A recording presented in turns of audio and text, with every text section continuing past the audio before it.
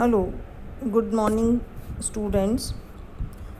आज हम BA part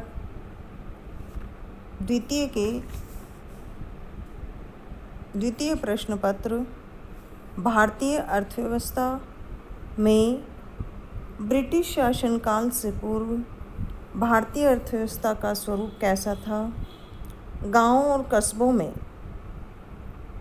किस प्रकार की स्थिति थी, उद्योगों का स्वरूप एवं संगठन किस प्रकार का था, उस विषय पर चर्चा करेंगे। ब्रिटिश शासनकाल से पूर्व भारत धन धान्यपूर्ण एवं विश्व के कई देशों के मुकाबले काफ़ी उन्नत था। भारत अपनी आर्थिक संपन्नता के कारण सोने की चिड़िया कहलाता था। इतिहासकार एल्फिंस्टन ने यूनानी यात्रियों द्वारा दिए गए ब्यौरे के आधार पर लिखा है कि भारत एक बहुसंख्यक देश होते हुए भी समृद्धि के उच्चतम शिखर पर था। इसमें विदेशी व्यापार के लिए अनगिनत व्यावसायिक केंद्र तथा बंदरगाह थे। प्रत्येक परिवार के पास रेशम, जवाहरात और आभूषण के भंडार थे। कृषि की दशा उन्नत, जनता अत्यंत सभ्य, सुसंस्कृत और ईमानदार थी और देश का बौद्धिक स्तर बहुत ऊंचा था। एडम स्मिथ ने अपनी महान कृति वेल्थ ऑफ नेशन में लिखा है कि 18वीं शताब्दी में भारत कृषि में धनी एवं उन उद्योगों में संपन्न देश था। इस प्रकार विभिन्न ऐतिहासिक तथ्यों से स्पष्ट होता है कि 17वीं शताब्दी में भारत अधिकांश यूरोपीय देशों से अधिक संपन्न एवं उन्नत देश था। यहाँ की निर्मित वस्तुएं अपनी कला और सुंदरता के लिए विश्वविख्यात थी।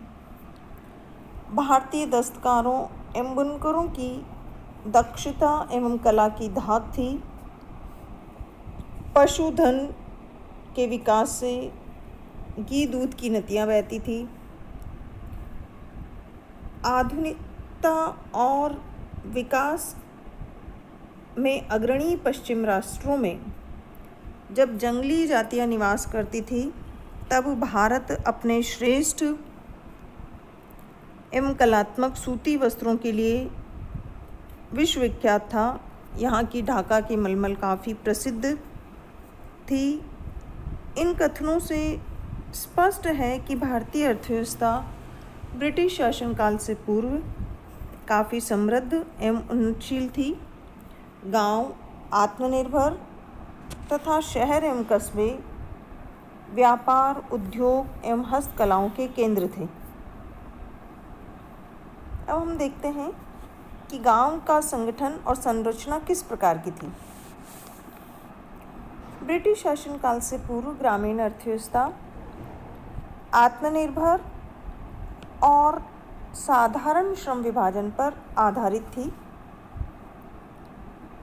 कृषक खेती करते थे, पशुपालन करते थे, जबकि अन्य अपने परंपरागत वंशानुगत कार्यों को करते थे, जैसे बुनकर, कुम्हार, नाई, धोबी।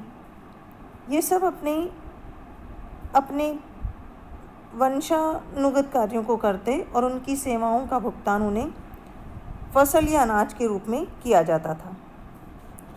गांव में मुख्य रूप से 3 वर्ग थे। पहला कृषक वर्ग, जिनमें खुद काश्तकार या जो स्वयं के संसाधनों या उधार से पूंजी उधार लेते थे। दूसरा वर्ग कलाकारों का था या दस्तकारों का था, जो गांव के सेवक के रूप में कार्य करते थे। और तीसरा वर्ग अधिकारियों का था, जो गांव की शासन व्यवस्था संभालते थे, अर्थात पंचायतें होती थी जो स्थानीय विवादों का निपटारा करती थी। कृषि का पिछड़ापन, सिंचाई के परंपरागत साधन और वर्षा पर निर्भरता से कृषि उत्पादन अनिश्चित, मौसमी बेकारी का भय एवं अकालों की भीषण मार से ग्रामीण जीवन अस्त व्यस्त या कष्टमय था। यातायात के सीमित साधन एवं पिछड़े साधनों से शहरों से संपर्क कम हो पाता था या उसकी कमी खटकती थी। गांवों, शहरों और कस्बों से अलग थलग पड़ने से वस्तुओं के मूल्यों में काफ़ी अंतर रहता था। इस प्रकार गांवों में वस्तु विनिमय की प्रधानता थी।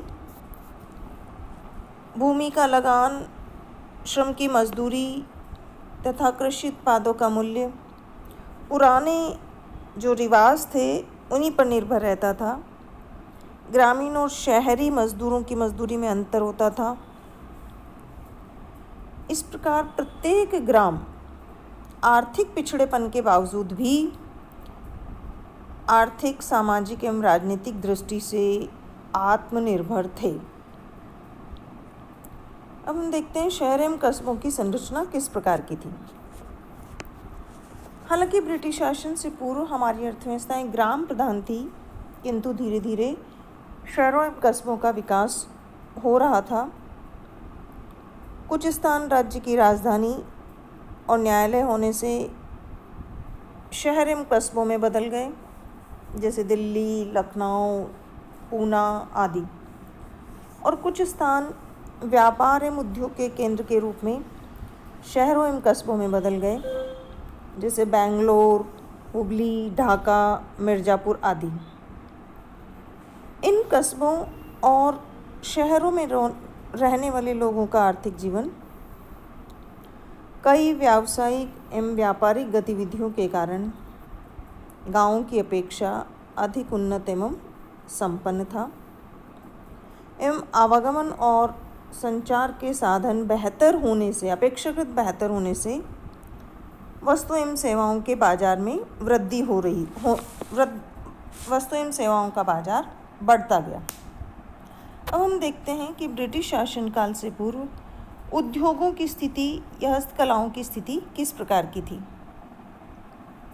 जैसे हम जानते हैं कि ब्रिटिश शासनकाल से पूर्व भारतीय अर्थव्यवस्था ग्राम प्रधान थी, कृषि प्रधान थी, किंतु इसके बावजूद भी भारतीय दस्तकारों की जो कला थी या उनके द्वारा निर्मित जो कलात्मक वस्तुएं थी वो विश्वविख्यात थी।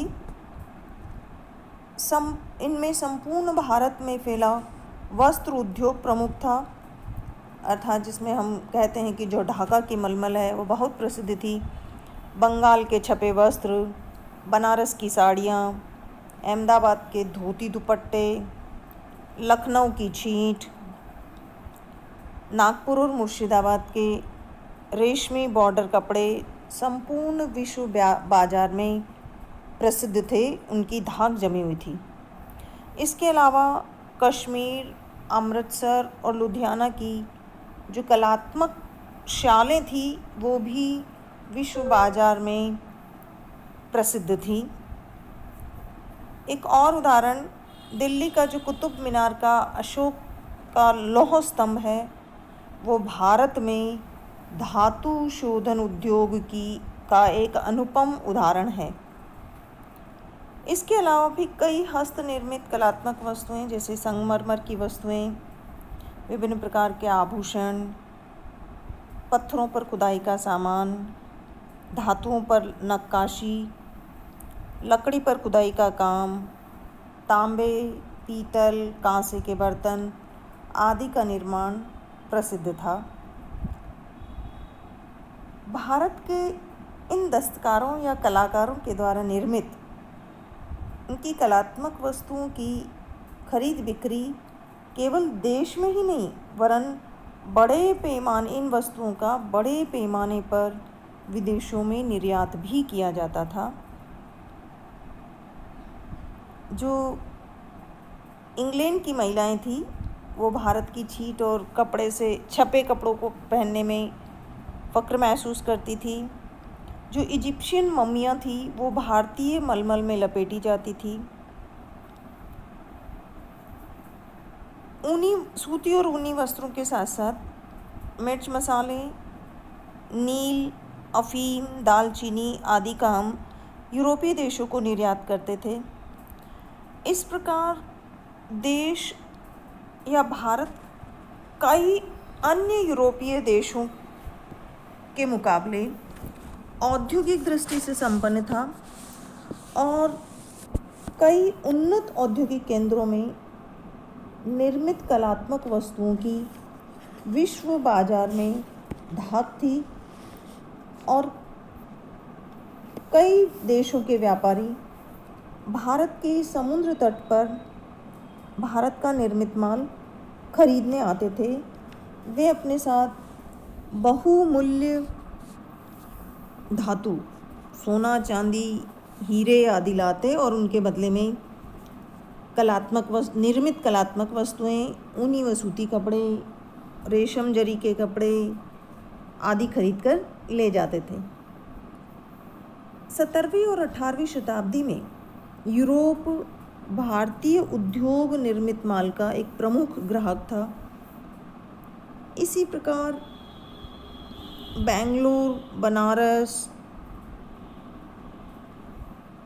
मिर्ज़ापुर व्यापारिक केंद्रों के रूप में, दिल्ली, लखनऊ, पूना आदि राजधानियों के रूप में और इलाहाबाद, बनारस आदि तीर्थ स्थलों के रूप में प्रमुख नगर थे।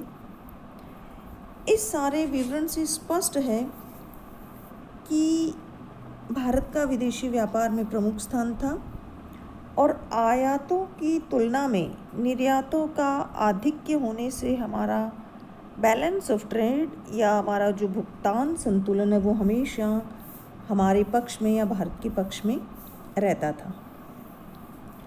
इस उपर्युक्त विवेचना अर्थात गांव शहरों का संगठन, उनकी गांव, शहर और कस्बों की संगठन और संरचना और जो ब्रिटिश काल से पूर्व जो हमारे उद्योग थे और जो हस्तकलाएं थी, उस दृष्टि से भारत ब्रिटिश शासन काल से पूर्व औद्योगिक दृष्टि से संपन्न, उन्नत व्यापार के लिए विश्व का प्रमुख केंद्र और आर्थिक दृष्टि से आत्मनिर्भर एवं कलात्मक वस्तुओं में विश्व विख्यात था।